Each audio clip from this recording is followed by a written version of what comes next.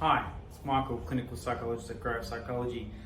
Today I'm talking about taking responsibility, and it's following on from the blog that I've written on our website. So if you'd like to go have a look at that, you're more than welcome to. But there's been a lot of talk lately over the last few years or so about this concept of taking ultimate responsibility. And I want to sort of talk about that from more of a psychological point of view, because I think taking responsibility is really important, but we've also got to draw the line on what we mean by ultimate responsibility and responsibility. So let's clarify what I mean a little bit. So what I'm talking about here is, instead of constantly giving off excuses for why you didn't do something or if something has happened, really good example is you've run late for something. Now, you could turn up and say the traffic was busy, you got held up, or you could make something up perhaps as well, really sorry I'm late because of da da da da da. And the reality is the other person's not really that interested in why you're giving those reasons.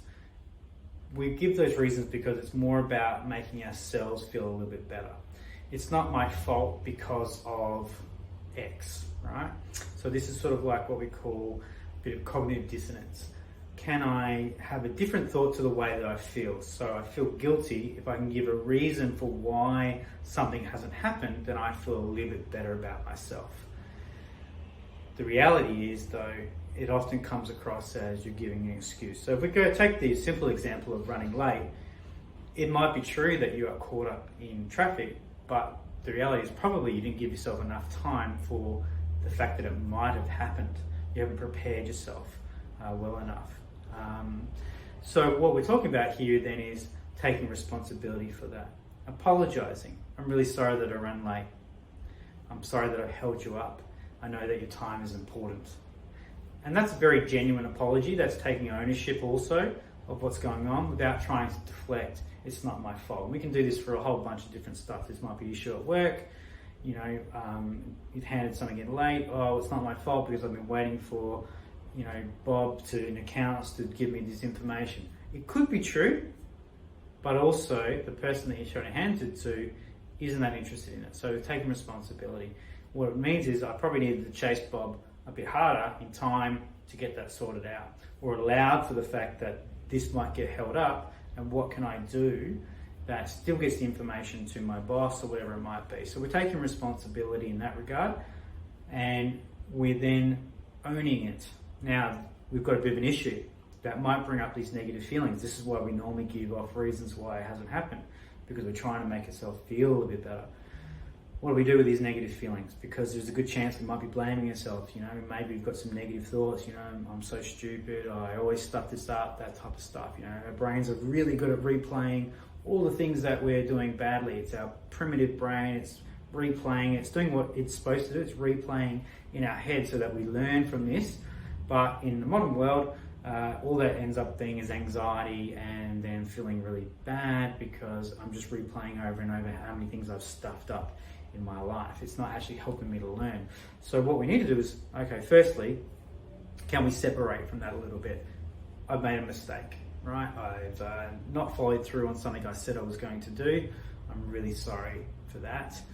I'm owning up for it. I'm now pledging what am I going to do that makes sure that I can minimize the chance of that happening again. I'm not saying it's never going to happen because I can't control those sorts of things, but what am I going to work on?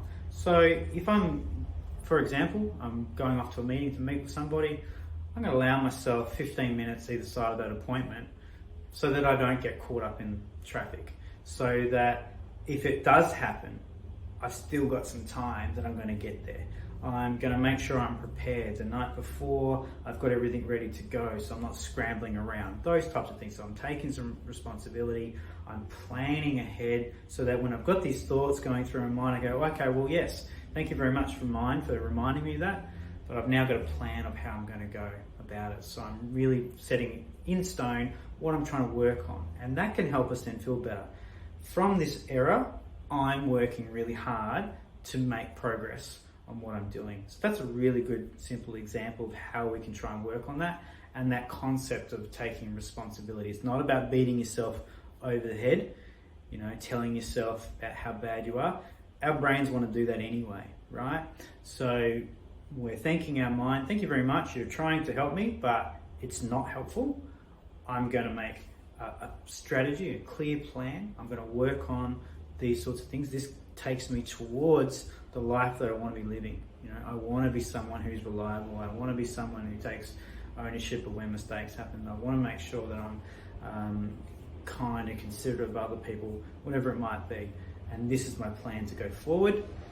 And then I've got to sit with a little bit of uncomfortability, but that will then start to pass through. So I hope that's really helpful for you. There's more information on our website about taking responsibility that you can go through and have a look. And I'll see you soon.